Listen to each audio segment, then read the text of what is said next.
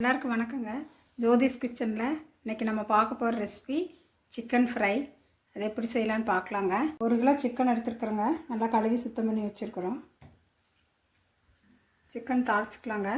அதுக்கு நல்லெண்ணெய் ஊற்றுறேன்.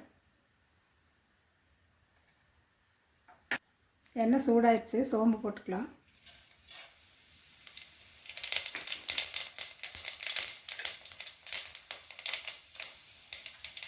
பட்டை ஒரு 3 கிராம்பு, கருவேப்பிலை,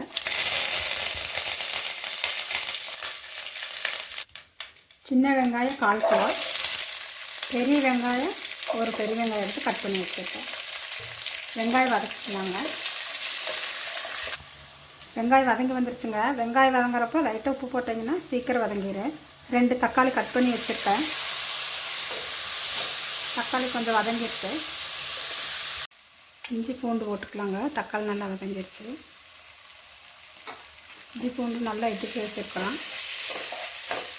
இஞ்சி பூண்டு நல்லா வதங்கிடுச்சுங்க. பச்சை வாசனை போய் மஞ்சத்தூள் போட்டுக்கலாம் 1/2 ஸ்பூன்,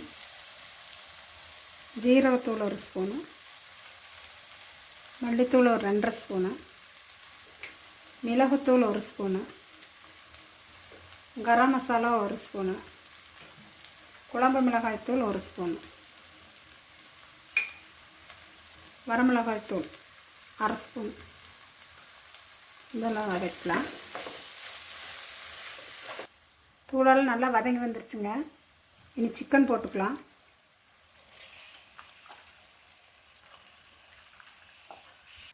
தேவையான அளவு உப்பு போட்டுக்கலாங்க.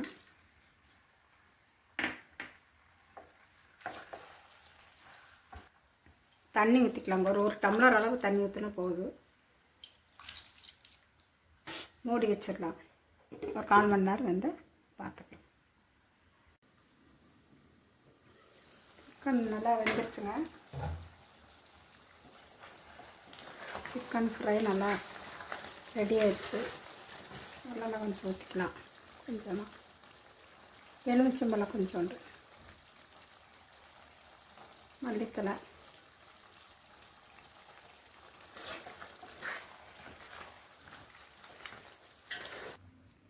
சிக்கன் ஃப்ரை ரெடி ஆயிடுச்சுங்க. இது சப்பாத்திக்கு சாப்பாட்டுக்கு நல்லாயிருக்கு. இதே மெத்தடில் நீங்களும் செய்து பாருங்கள். செய்து பார்த்துட்டு லைக் பண்ணுங்கள், ஷேர் பண்ணுங்கள், கமெண்ட் பண்ணுங்கள். மறக்காமல் சப்ஸ்கிரைப் பண்ணுங்கள். தேங்க்யூ.